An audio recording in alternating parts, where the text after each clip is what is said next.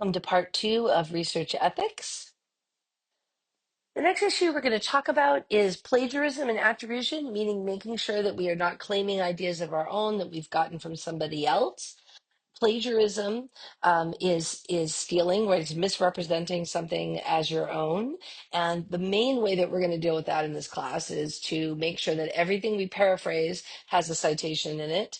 And everything that we quote has a proper citation for it. Your book points out quite reasonably that there are cultural differences about what's considered a normal amount of text to take from someone else and how much sort of rewriting it of your own versus changing a few words you have to do. We are going to go with the APA standards for that, which are much higher, meaning put in more sites rather than less. If you're to have a whole paragraph on one source, for example, make sure you cite it at the end of the first sentence and at the end of the last sentence in the paragraph, right? You want to make sure it's clear where you got the information from. That said, don't panic about it.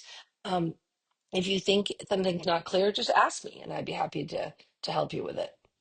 Fair use and copyright are also relevant, particularly when you're doing critical and creative research and you want to be able to use still images, for example, from a show, or you want to be able to include pieces of other people's artwork, right? If you're making a documentary and you want to include footage that somebody else filmed or that somebody else published, these are all issues. There are fair use laws that say it's fair to take a little bit of somebody else's work as long as you are doing what's called transforming it, making it into something else, making it into a satire, making it into humor, making it into an expose, making it into a documentary that is trying to present a perspective on a topic, and you're just using this as one little bit of it. That is seen as fair.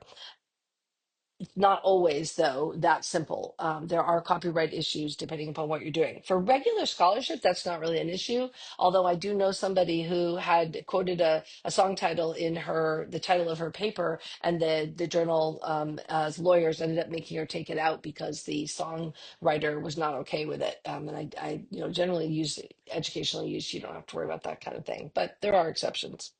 Authorship and collaboration, basically, you just need to know that if you are doing a real research project with somebody, you need to decide up front and have an ongoing discussion about who gets to have their name first. That is considered the most prestigious in most fields. In large research labs, where there's often 20 or more people on each paper, then having the last position is actually considered to be the most valuable, with first being second. So the lead on the project with that, the person who owns the lab and whose auspices it's being done on, usually the person who got the grant, they get to be last. But you need to have these discussions up front about how much credit you're doing for things. I collaborate with other people, and I'm always like, hey, I'm doing this, and I'm asking if you'd like to be second author, or hey, let's do this together, and then we can alternate, right? You take the lead on some pieces, I'll take the lead on other people's pieces that we publish on it.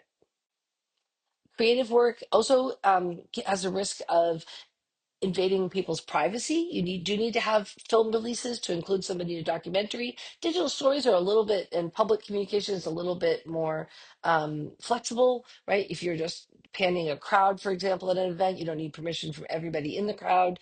You might need permission, though, from wherever you filmed it at. So for the film festival, if you went to one and you're filming the crowd, or a music festival, it depends what you're doing with it. It also depends whether you're trying to sell this item that you made or you're just putting it up for free on your social media.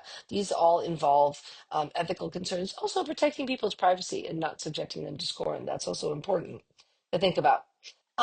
There are different ways of citing sources, right?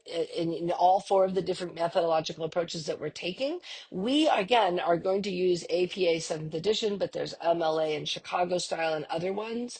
And there's different ways of doing that, both in text and at the end. And then, of course, it's very different for creative ones. But you would have a list of sources that you drew from at the end, usually of a film or digital story, where you clearly attribute the source of a song or of a clip, that kind of thing. And this is not something that we all agree on. There's a lot of variation across different formats. And unfortunately, that is just the way it is. And you're going to learn APA 7th edition.